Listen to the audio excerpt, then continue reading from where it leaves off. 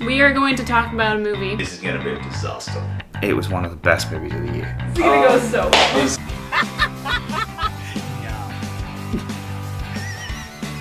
Probably one of the last movies I would ever want to see in a theater.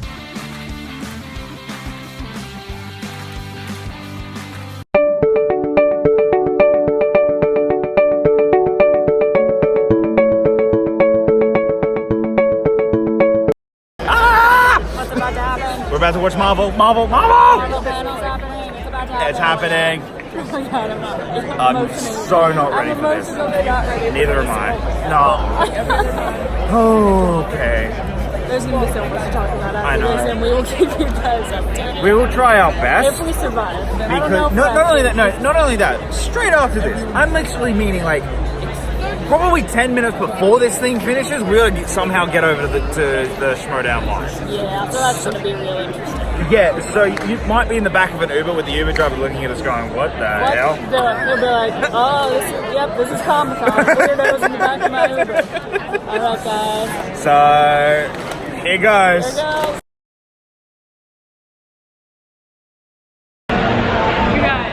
Holy shit! Holy shit! Oh my god! That's not what's happening! A lot of things are happening. There's so many things going on in my head. Blade just got announced with Mahershala Ali. There's about 4,000 things that got announced. We're in the middle of an aisle. We gotta move, but wow! Oh my god! Oh my god! We'll see you.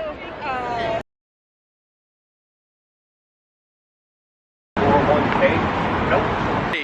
Still can't see it. Kinda can. Kind of. What is going on, everybody? Jacob and Taylor here. Hello! We're walking back to our apartment after we've experienced the Marvel panel. We experienced a lot of panels in Hall H. But A lot of things happened. There was a lot of things. It was your first Marvel Hall H panel experience. it was. Wow, there goes the hat. My There hat's goes flying away. There goes the hat. We're probably gonna actually redo this. Yeah. We're gonna do this in the hotel Yeah. when we get back because it's windy and We're gonna get hit by cars probably. yeah. So we'll see you back in the hotel. Hi. Hello everybody! So we walked back to the hotel. We're sitting in the beds, and this is the comfiest feeling I've ever had this entire the best weekend. experience of my life, laying in this bed right now. Absolutely. We somehow have survived to Sunday Comic-Con. I have no idea how we have survived. We would have recorded this earlier. We were going to try and record this yesterday as soon as we got out of Hall H so we could talk about Marvel's panel. However, we had to race to the Schmodown Live venue, which was like across town, so we had to find an Uber in all of the chaos and get over there. So we didn't really have time because then after the Schmodown Live, we all went out and hung out and didn't get back until like 2 in the morning, as you do at Comic-Con. It's Comic-Con, so I've been drinking, Yes. which isn't good. But we are here now to discuss what We Marvel can brought finally us. talk about what Marvel brought us, and it started off, as soon as it started off with, so he came up and went, okay, they showed this really great, montage video of the Infinity Saga. Yeah. That, you know, the clip that showcased the Infinity Saga in all of its glory. I loved it. I thought that was absolutely incredible. Yeah, it was a great way to kick off the panel. It was. Definitely. I'm really hoping we get a Blu-ray set or a 4K set. That would be of really all of nice. them, and then that would be incredible. But after that, they then Kevin Feige came out and started talking about it. He was like, "Oh, thank you so much for the Infinity Saga," and just started talking a bit about the Infinity Saga, and then went into, but you're not all here for that. We're here for what's going forward. And then they showed Phase 4, and that was and they had 10 blank spots up on the screen. 5 of which were dated, 5 of which were undated. All they simply said was fall, summer, Yeah. and a certain year. So that is where they started. So my biggest highlight for this panel is I love the title of the new Doctor Strange movie. Yes, it was such a cool Yeah. title to announce, and really shows that we're stepping into some really big possibilities going forward. And I thought the way they did it, because each one had like a little video beforehand, like they did with the last thing, and as soon as Multiverse came up, I was like, oh shit, we're going here. Like, I lost it, and then they went Doctor Strange in the Multiverse of Madness. And my favorite line, and I put it up on Twitter as soon as it happened, was Kevin Feige said, just because Quentin Beck lies about the multiverse doesn't mean it doesn't exist. Yeah. And I was like, yes, that's exactly what I was hoping for. I was hoping that Quentin Beck used it as a way to lie, but it's still real. Yeah. He wasn't just making it up. So I was so happy when Kevin Feige said that. I was like, oh my god, oh my god, oh my god. So we got that, which was fucking incredible. Then they brought Scott Derrickson out because he's coming back, which is exciting. And then they announced that it is a pure horror film. I don't know if they said pure horror, but it's definitely Marvel's first like real foray into horror. Fair enough, yeah. So I'm interested to see what kind of tone they actually strike, if it is going to be a pure straight horror, or if it's more just going to have a lot of horror elements. Yeah. Which I think might be maybe, a little more, but who knows? There are so many different things that they can do. Well, the biggest thing that struck me about this entire panel was that Marvel, at this point, the leash is off. Yeah, like, that's true. And like the leash has been off for a while, don't get me wrong, but this one, it felt really, really like, nah, do what you want. We're doing what we want. We're going to explore a bunch of cool things. And I'm interested because this panel kind of ties in, not this panel, this title, this property, kind of ties into another announcement we got, because Elizabeth Olsen is going to be in Doctor Strange. We're going to have Wanda working with Doctor Strange in this movie, which has me really curious about WandaVision. Because we have learned that WandaVision, or we got confirmed that WandaVision takes place after. Yep, post-Endgame.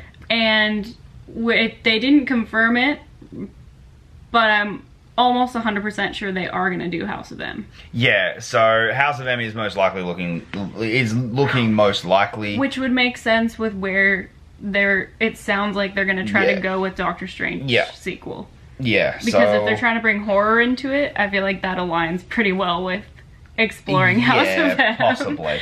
But that's really exciting. So I'm stoked about I'm one of the people that loved the first Doctor Strange a lot. It's one of my favorite newer ones. Yeah. So I'm really, really excited to see where they go with the sequel. So am I. I'm very intrigued. Color me intrigued. So my personal favorite moment was definitely Thor. Yep.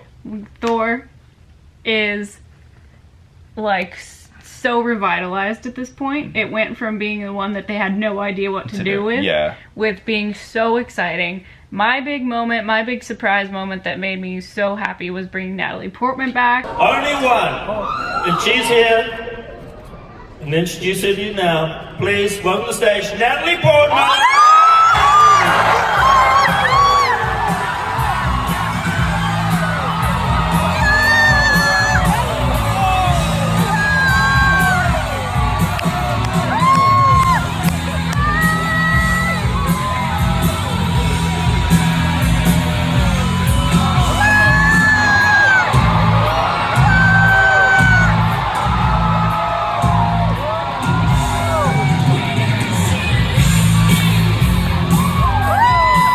We're getting her as Thor. I think that's the biggest shock of the night. Biggest shock of the night by far. That was the biggest shock of genuine, like, oh, you got her back. You did whatever you did, which I personally think it's because Taika came in and, like I said, completely reimagined and revitalized what they're doing with Thor. And I'm assuming that she saw that and went, all right, you guys have clearly figured out. I want to be back. And I want to be back. And I can't imagine that Taika would, I don't want to say choose, because I don't think it was really up to him necessarily. But I don't think they would bring Taika back and have chosen to go with this storyline if it wasn't, and she wouldn't come back if it wasn't completely a realized, really great idea for the movie. And I'm really excited because Tessa Thompson is back as well. We're getting Valkyrie back, which is really exciting.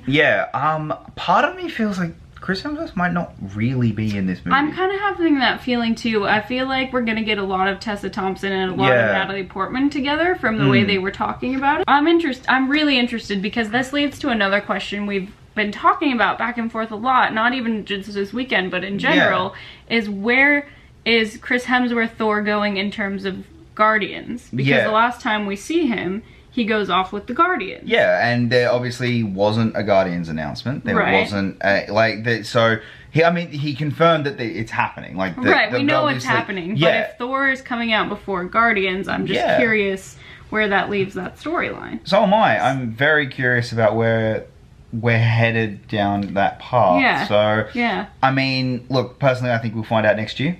I think we get the big. I think we get Phase 5 announcement next year as well.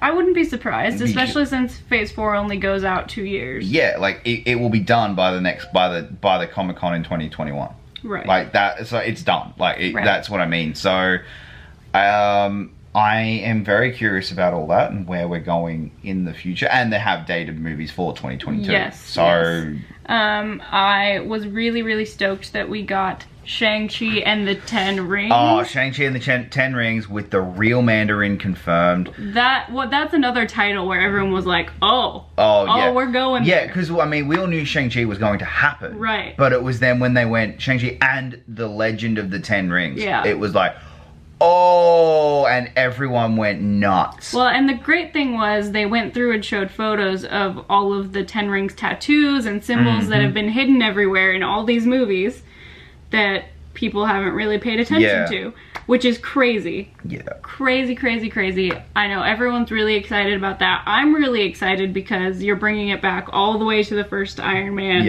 and interconnecting everything, which once again just blows my mind how planned out this entire connected universe actually is in the small details. The way that they're finding ways to connect. But that's what I mean. It's really great, and we got to meet our Shang-Chi. Yep. He came out, and if you find him on Twitter, he was like, hey, I actually kind of asked for this 6 months ago. So well, he tweeted and was like, hey Marvel, where are you at? Yeah, let's talk about Shang-Chi.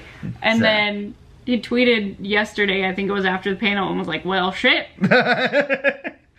But it's really exciting that we are going to get representation in terms of a full Asian cast and a story that really deals with. Well, the biggest thing I found fascinating about the Eternals. The thing, like the Eternals, the biggest thing I loved, and I walked and when they announced the cast, I turned to you and I went, there's one white guy. Yeah. That's it. It's one white guy standing on that stage right now. Which, it was great because we also, and I wasn't expecting it, just because maybe I don't know a lot I don't know a lot about the Eternals, but we also have our first deaf Yep, we have deaf superhero actors in it, and she, not only that, but she's a woman of color as well. Yeah. Which is so, but that was, fantastic. I think, like I said, the leash is off there, and it's, it's quote unquote wokeonomics, but at the same time, but it's not. It's just a reflection of what our world actually looks like.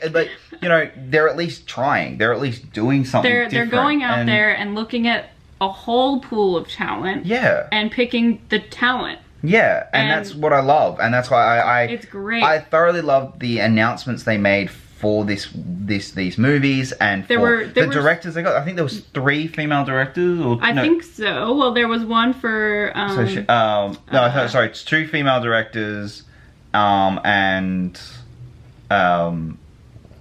Shang-Chi's an Asian director, and then because we didn't get that because there's only 5 movies. So Derrickson's for obviously Derrickson one, Taika's and then Taika's a Kiwi. So bloody Kiwis. Well.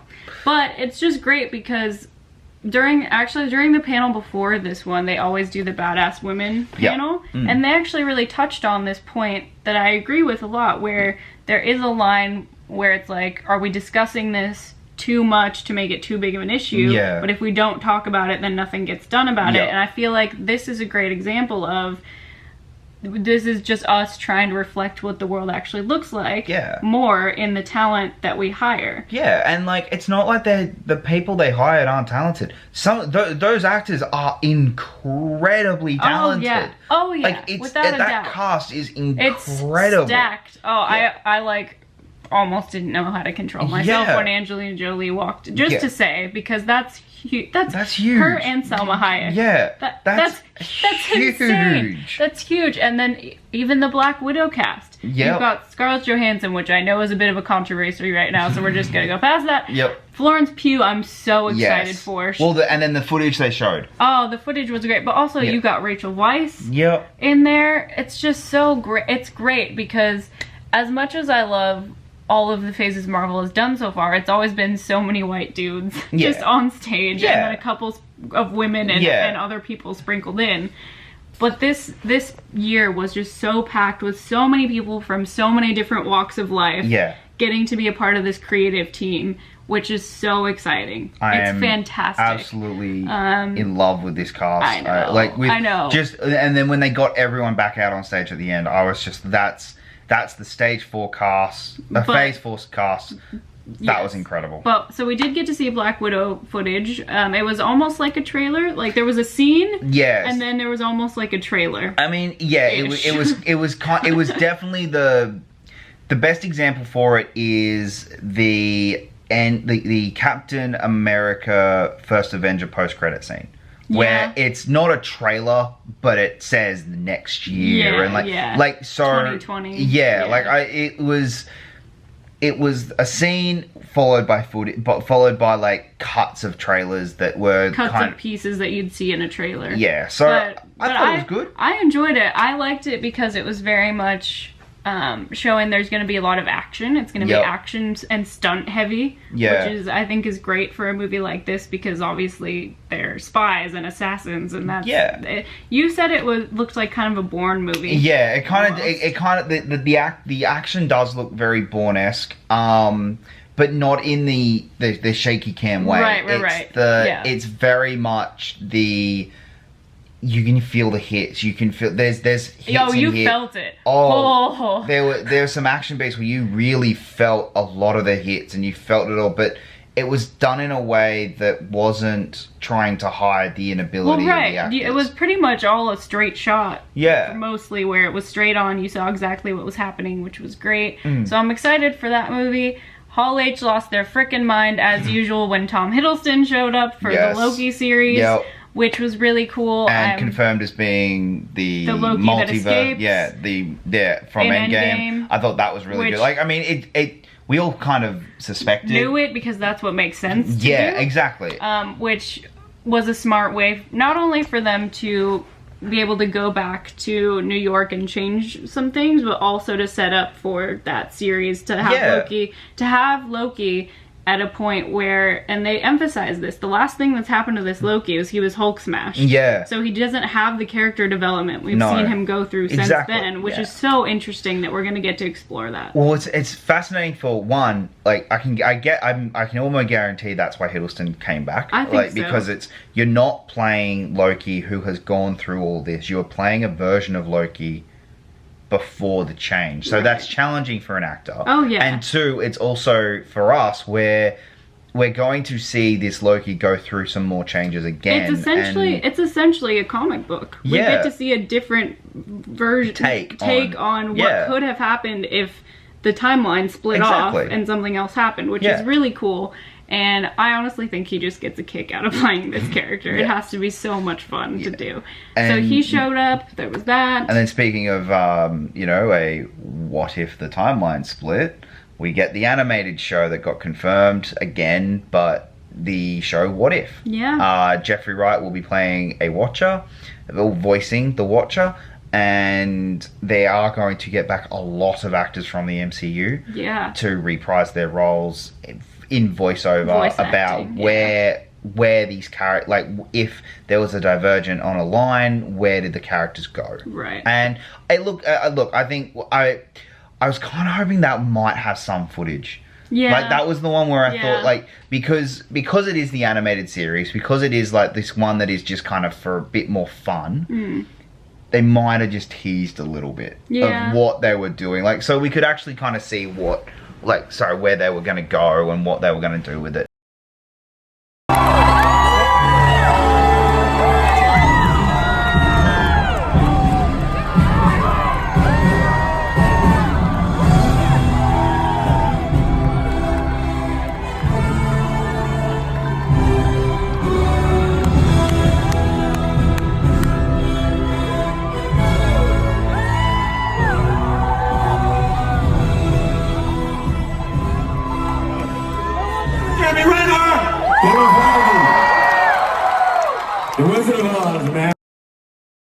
with it. But other than that, I love this panel. I thought it was fantastic. I loved it too, and I was waiting, because Marvel is notorious for always having that one last little surprise at the end. And we definitely got it. We got it. It just wasn't what we were expecting. Yeah, it wasn't the rumored Fantastic Four like everyone was thinking, and Feige even addressed that. Yes, he did. He confirmed that Fantastic Four is happening. So, but that the appearance wasn't the rumored Fantastic Four that we were all expecting. Yeah. Which I still think it was still supposed to happen, but some things happened with that. Some contract wasn't signed. I think so. But we still got a pretty crazy surprise. One that I've only ever heard Jay Washington say, and that was last night, but I never heard rumors about it. No. Ever. No time left to talk about mutants. But, you know what? All that stuff's been rumored. You've heard about rumors. But I want to leave you today with one more thing that I don't think has been rumored about. Ladies and gentlemen, two-time Academy Award winner, Mahershala Ali.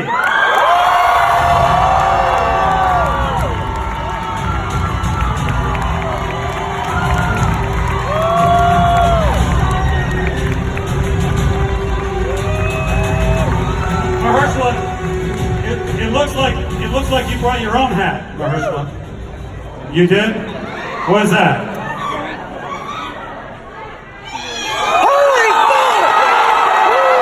And we get Mahershala Ali. As Blade. As Blade, he came out, just smiled at everyone and because everyone had their Black Widow hats on that we all got. Yep. And then he put a hat on it, just said Blade. And then they put the title card up on the logo. Yeah, that was pretty awesome. So people lost their freaking minds. Yep. People were so excited, and how could you not be? Yeah, like at that point, it was a rock concert. Which is the way I always describe Marvel Hall H, or when the big studios like WB and that kind. When those studios come in, they know that Hall H is the rock concert, and Marvel does it so well. Like, for example, you know, they brought Loki in completely dressed up in costume one year, and one year when they announced Doctor Strange and had that, it was a light show. It was a laser light show that was the craziest thing I've ever seen. They do it so well of really just bringing a show to Hall H, and we didn't get like any sort. All we got was that Blade is coming. We didn't get anything any else, dates or any we're in any part of production or anything. But it was still a great little way to cap off the panel. I mean, it was very reminiscent of when they announced Brie Larson. Yeah. Where, you know, Brie Larson was in 2015. I think it was 2015. That they announced her? I think it was. I feel like it was. I think it was 2016. Oh, yeah. Because I wasn't here in 2015, and I was there for that panel. Okay, so it was 2016. So 2016. Where, you know, they announced it, and then it was that's awesome, but they didn't do anything for 3 years. Yeah. You know what I mean? Like she wasn't in a film for 3 years. Right. So it was like that. Yeah. Where it was like, hey, they're joining our family of cast members, which was really, really cool. But was it worth? It was definitely worth being in there all day. It was worth suffering through Westworld. Westworld was a good panel. It was actually. It was actually a good panel. It was a good panel. It had some interesting. It had some interesting conversations at least, which was good. So that's our little recap of the Marvel panel. I know that there's actually going to be panel footage where you guys can watch the whole thing. So I don't want to go into. Didn't want to sit here and like detail summary everything because you guys are going to be able to watch it. But those are our thoughts on it and what we're really excited about. So thank you for sitting here and watching it with us and listening to how we felt about it, because it was freaking awesome, and I'm so excited that we got to be a part of it. It was really, really great. You will if you get to be a part of a Hall H panel with Marvel, the energy is unlike anything. I cannot think of a way to describe it. Like, it's just it is something else, and it was incredible and amazing. Yeah, it was fantastic. So thank you guys so much for tuning in to all of our footage from this weekend. We've had a lot of fun. We're very tired, and we will try to get all this footage up as quickly as we can. But it's been pretty chaotic. So thank you for your patience as always. All of our links are down in the description if you want to find us on social media. We've been posting pictures on Instagram and live tweeting a bunch of stuff. As best we can. As best as we can. So go ahead and check that out. and we will see you guys next time.